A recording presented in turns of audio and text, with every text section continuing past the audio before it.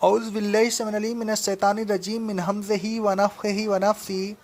سورہ بقرہ کی آیت نمبر 143 کی تفسیر چل رہی ہے۔ بسم اللہ۔ حضرت انس رضی اللہ تعالی عنہ فرماتے ہیں، صحیح بخاری اور صحیح مسلم کی حدیث ہے، 3 آدمی ازواج مطہرات کے گھروں کے پاس آئے۔ انہوں نے رسول اللہ صلی اللہ علیہ وسلم کی عبادت کے متعلق سوال کیا۔ ازواج مطہرات نے انہیں رسول اللہ صلی اللہ علیہ وسلم کی عبادت کی کیفیت بتائی۔ ان لوگوں نے اس عبادت کو کم سمجھا، کہنے لگے، کہا ہم اور کہاں نبی صلی اللہ علیہ وسلم، آپ کو تو اگلی پچھلی تمام خطاؤں سے محفوظ کر دیا گیا ہے۔ ان میں سے ایک نے کہا، میں رات کو ہمیشہ نماز پڑھا کروں گا، مطلق نہیں سوؤں گا۔ دوسرے نے کہا، میں ہمیشہ روزے رکھوں گا، کسی دن بھی افطار نہیں کروں گا۔ تیسرے نے کہا، میں عورتوں سے دور رہوں گا، کبھی نکاح نہیں کروں گا۔ اتنے میں رسول اللہ صلی اللہ علیہ وسلم تشریف لے آئے۔ آپ صلی اللہ علیہ وسلم نے فرمایا، تم ہی وہ لوگ ہو جنہوں نے اس طرح کہا ہے، اللہ کی قسم میں تم سب سے زیادہ اللہ سے ڈرنے والا اور متقی ہوں، لیکن میں روزے بھی رکھتا ہوں اور افطار بھی کرتا ہوں، میں نماز بھی پڑھتا ہوں اور سوتا بھی ہوں، اور میں عورتوں سے نکاح بھی کرتا ہوں۔ لہذا جو شخص میری سنت سے بے رغبتی کرے وہ مجھ سے نہیں، یعنی اس کا مجھ سے کوئی تعلق نہیں۔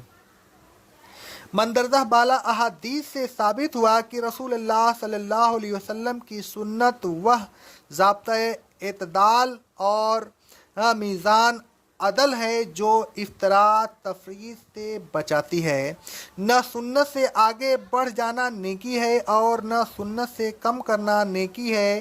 سنت سے آگے بڑھ جانا بدعت کا دروازہ کھولتا ہے اور سنت سے کم کرنا معیشت کا دروازہ کھولتا ہے۔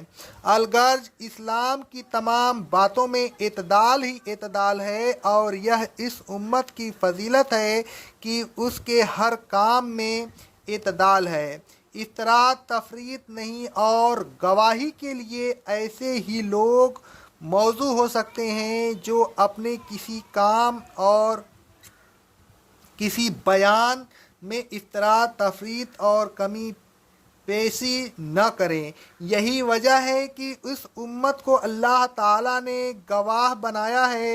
اللہ تعالیٰ فرماتا ہے، لِتَكُونُوا شُهَدَاءَ عَلَى النَّاسِ، تم کو امت وسط اس لیے بنایا گیا ہے کہ تاکہ تم لوگوں پر گواہ بنو۔ یہ گواہی کس قسم کی ہے، اس کی تصریح خود اللہ تعالیٰ کے رسول صلی اللہ علیہ وسلم نے فرما دی ہے۔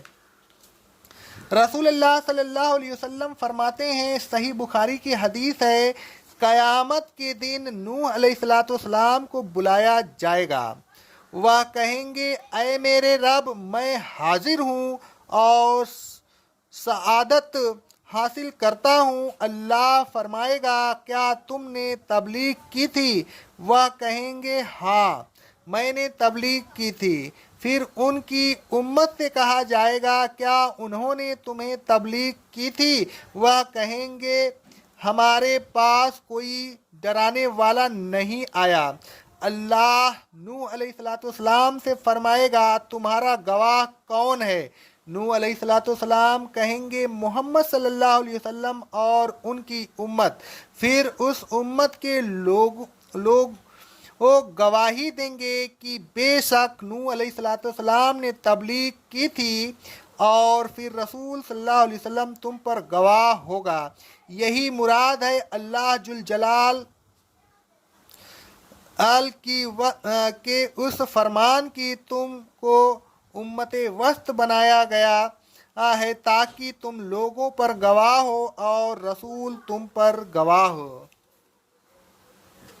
پھر اللہ تعالیٰ نے فرمایا، وَمَا جَعَلْنَا القبلۃ التی کنت علیہا الا لنعلم من یتبع الرسول من ینقلب علی عقبیہ، ہم نے اس قبلہ کو جس پر آپ اب تک قائم تھے اس لیے مقرر کیا تھا کہ ہم یہ معلوم کرنا چاہتے تھے کہ کون رسول کی پیروی کرتا ہے اور کون الٹے پیروں واپس لوٹ جاتا ہے۔ اللہ تعالیٰ نے اس آیت میں بیت المقدس کی طرف منہ کرنے کے حکم کا مقصد بیان فرمایا۔ بیت المقدس کی طرف منہ کرنا گویا اتباع رسول کی ایک جانچ تھی۔ وہ لوگ جو قبلہ ابراہیمی کے ماننے والے تھے ان کے لیے یہ بات ایک امتحان تھی۔ وہ اس امتحان میں کامیاب ہوئے اور بغیر کسی چوں و چرا کے قبلہ ابراہیمی کو چھوڑ کر بیت المقدس کی طرف منہ کرنے لگے۔ انہوں نے رسول اللہ صلی اللہ علیہ وسلم کا اتباع کیا اور اپنے آبائی قبلے کی حمایت میں ایک لفظ نہ کہا۔ پھر جب تحویل قبلہ کا حکم نازل ہوا تو وہ بھی ایک امتحان تھا۔ بیت المقدس کی طرف منہ کرنے کا حکم در حقیقت اس امتحان کا پیش خیمہ تھا۔ اگر بیت المقدس کی طرف منہ کرنے کا حکم نہ دیا گیا ہوتا تو تحویل قبلہ واقع ہی نہیں ہوتا، اور جب تحویل قبلہ نہ ہوتا تو امتحان کیسے ہوتا؟ الغرض تحویل قبلہ کا حکم نازل ہوا تو بے وقوف لوگوں نے اعتراض کیا، کمزور ایمان والے ڈگمگا گئے اور کفر کی طرف لوٹ گئے۔ اس طرح سچے ایمان والوں کی جانچ ہو گئی اور وہ برائے نام ایمان لانے والوں سے ممتاز ہو گئے۔ اہل کتاب میں سے جو لوگ ایمان لے آئے تھے ان پر تحویل قبلہ کا حکم ساتھ گزرنے کا قوی امکان تھا، اس لیے کہ بیت المقدس ان کا آبائی قبلہ تھا اور آبائی چیز سے ایک تبع انس ہوتا ہے۔ دوسرے مومنین کے لیے بھی تحویل قبلہ کا حکم ڈگمگا دینے کا سبب بن سکتا تھا، اس لیے کہ بار بار قبلہ کو بدلنا شان نبوت کے منافی سمجھا جا سکتا تھا۔ لیکن مومنین صادقین پر یہ حکم گرا نہیں گزرا، انہوں نے اسے بصر و چشم قبول کیا اور اتباع رسول صلی اللہ علیہ وسلم کی جانچ میں پورے اترے۔ یہی مطلب ہے اللہ تعالیٰ کے اس فرمان کا وَإِن كَانَتْ لَكَبِيرَةٌ إِلَّا عَلَى الَّذِينَ هُدَى اللَّهِ، یعنی تبدیلی حکم یا اتباع رسول اگرچہ عموماً گراں گزرتی ہے لیکن ان لوگوں پر گراں نہیں گزرتی جن کو اللہ تعالیٰ ہدایت دے کر صحیح راستہ پر ثابت قدم رکھتا ہے۔ رسول صلی اللہ علیہ وسلم پر ایمان لانے کا تقاضا یہ ہے کہ اس کی ہر بات تسلیم کرے، خواہ عقل میں آئے یا نہ آئے۔ اگر عقل میں آنے کے بعد تسلیم کرے تو یہ ایمان بالعقل ہے، ایمان بالرسول نہیں۔ اس آیت سے یہ بھی معلوم ہوا کہ اتباع رسول صلی اللہ علیہ وسلم بہت اہم چیز ہے۔ اس کی جانچ کے لیے اللہ تعالیٰ اہتمام فرماتا ہے اور ساتھ ساتھ حکم بھی صادر فرماتا ہے۔ سورہ اعراف کی آیت نمبر 158 میں اللہ رب العالمین کا ارشاد گرامی ہے، رسول کی پیروی کرو تاکہ تم ہدایت یاب ہو جاؤ۔ پھر اللہ رب العالمین فرماتا ہے وَمَا كَانَ اللَّهُ لِيُضِيعَ إِيمَانَكُمْ، اللہ ایسا نہیں کہ تمہارے ایمان کو ضائع کر دے۔ آیت کے اس ٹکڑے کا ایک خاص شان نزول ہے۔ حضرت برا رضی اللہ تعالیٰ عنہ فرماتے ہیں، صحیح بخاری کی حدیث ہے، بہت سے مسلم قبلہ کی تحویل سے پہلے وفات پا گئے یا شہید ہو گئے، ہمیں نہیں معلوم تھا کہ ہم ان کے متعلق کیا کہیں۔ اللہ رب العالمین نے یہ آیت نازل فرما دی، وما کان اللہ لیضیع ایمانکم، اللہ ایسا نہیں کہ ان کے ایمان کو ضائع کر دے۔